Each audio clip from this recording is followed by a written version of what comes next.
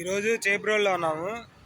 చేబ్రోలు వచ్చిన ముఖ్య కారణం ఏంటంటే మనం చతుర్ముఖ బ్రహ్మదేవుని ఆలయానికి వెళ్దాం అనుకున్నాము. ఇక్కడ చేబ్రోల్లో దగ్గరనే మనకు ఆడ రూట్ చూపిస్తుంది. ఇటు నుంచి చతుర్ముఖ బ్రహ్మ స్వామి దేవాలయానికి వెళ్ళటానికి. వాయిస్ వినబడుతుందో లేదో ఆ గుడికి వెళ్ళిన తర్వాత మళ్ళీ చూపిస్తాను. ఇక్కడ నుంచి బ్రహ్మదేవుడి గుడి చాలా దగ్గర అంట. దగ్గర కనబడతానే ఉంది, ఆ గుడి అన్నట్టుంది. అక్కడికి వెళ్ళిన తర్వాత డీటెయిల్గా చూపిస్తాను. ఊరి పేరు వచ్చేసరికి చేబ్రోలు చతుర్ముఖ లింగేశ్వర స్వామి అంతే అటుంది పేరు. అక్కడికి వెళ్ళిన తర్వాత తీసి చూపిస్తాను.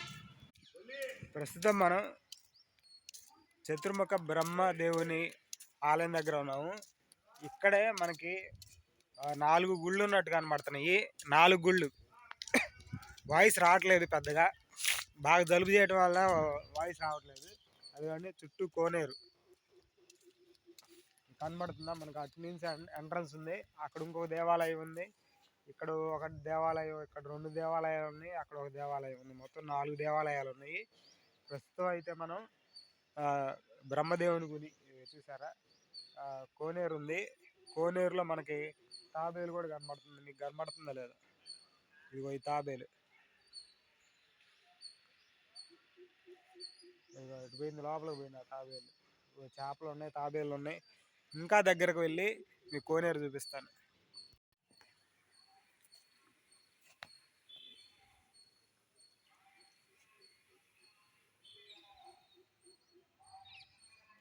ఇదంతా కూడా బ్రహ్మదేవుని గుడి.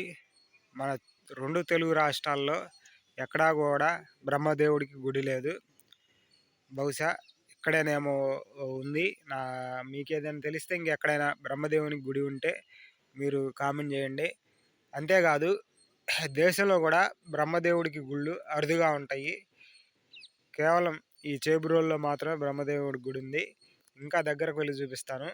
బ్రహ్మదేవుడే కాదు, శివలింగం మీద బ్రహ్మదేవుడికి గుడి ఉండటం అరుదు. మీకు ఈ కొలంలో చూడండి, అక్కడ ఒక తాబేలు ఉంది. చుట్టూ చిన్న చిన్న చిన్న చిన్న చేపలు ఉన్నాయి. తాబేళ్ళు చాలా ఉన్నట్టున్నాయి. ఇప్పటికి నేను 2 చూశాను. మనం కిందకి వెళ్ళి అవి మొత్తం చూపిద్దాం. బ్రహ్మదేవుని ఆలయం ఇంకా దగ్గరకు వెళ్ళి చూపిస్తాను. మామూలుగా ఎదురు వైపు లాగుంది. ఇదిగోండి మొత్తం కోనేరు. కిందకి దిగితే అద్భుతంగా ఉంది కోనేరు. మనకి కోనేరులో చేపలు కూడా చిన్న చిన్నవి భలే ఉన్నాయి, చూపిద్దాం.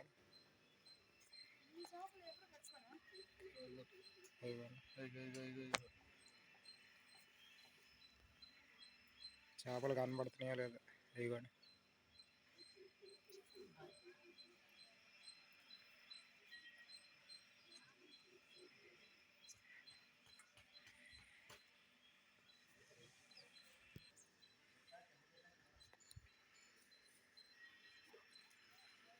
ఇదిగోండి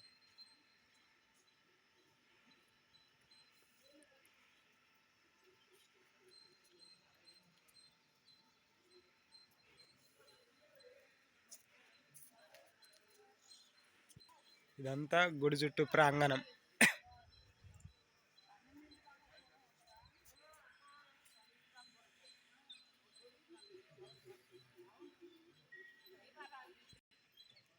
చేపల మటుకి కోనేరులో చాలా అద్భుతంగా కానీ వస్తున్నాయి.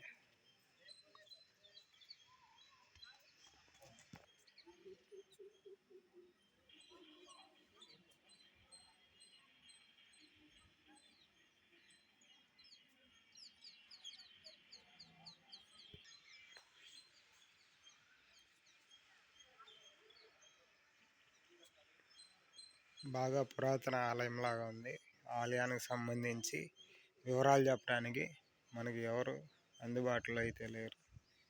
ఆలయం స్ట్రక్చర్ చూపిస్తారు చూడండి. రాయి కూడా బాగా పురాతనమైనట్టుంది. పూర్తిగా అసలు అరిగిపోయింది ఈ రాయి మొత్తం. ఎక్కడైనా ఆధారాలుగానే ఉంటే చూపిస్తాను.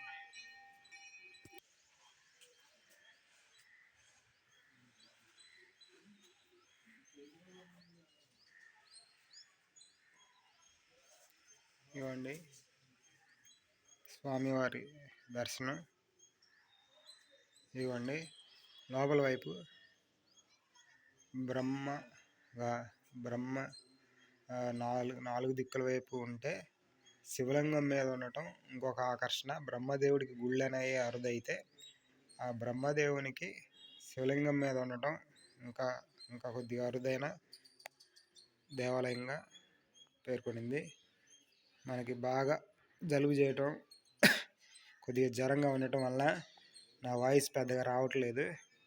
చూడండి, చాలా దగ్గర నుంచి మీకు 4 వైపు మండపం ఇలా ఉంది. అతి పురాతన మండపం లాగా ఉంది. మనకి హిస్టరీ అనేది తెలియదు కాబట్టి మీకు డిస్క్రిప్షన్లో చూపిస్తాను. మనకు రెండో వైపు ఇలా ఉంది.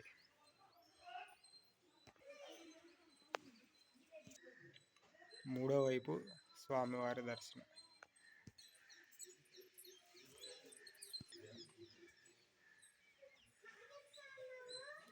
ఎదురువైపు దర్శనము. మనకి గుడి లోపల ఇలా ఉంది.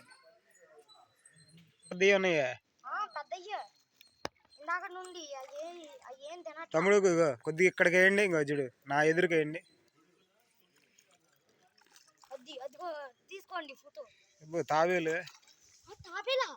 తాబేలు చూడలేదు నువ్వు?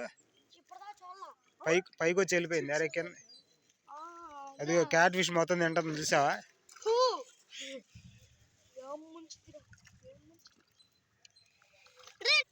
ఈ కొద్దిగా నాకు నేను వేస్తాను, ఒకేసాటికి రావాలని.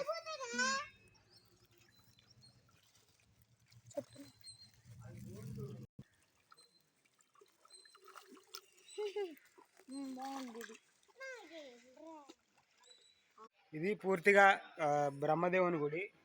అంటే పెద్ద సైజులో లేకపోయినా కానీ మనకు ఉన్నంతలో చిన్నగానైనా కానీ చుట్టూ కొలను ఉంది. ఆ కొలను చుట్టూ మనకి విపరీతంగా చేపలు ఉన్నాయి, బాతులు ఉన్నాయి, క్యాట్ ఫిష్లు ఉన్నాయి, తాబేలు ఉన్నాయి. ఇక్కడైతే రకరకాల చేపలు కనబడుతున్నాయి. మీకు ఈ ఎండకు కనబడితే లేదో కానీ నాకైతే ఆ లోపల మొత్తం చేపలు కానొస్తున్నాయి. గుడి కూడా చాలా పురాతనమైన గుడి. గుడి చరిత్ర చెప్పడానికి ఎవరు లేరు కాబట్టి మనం ఏం చెప్పదలుచుకోవట్లేదు.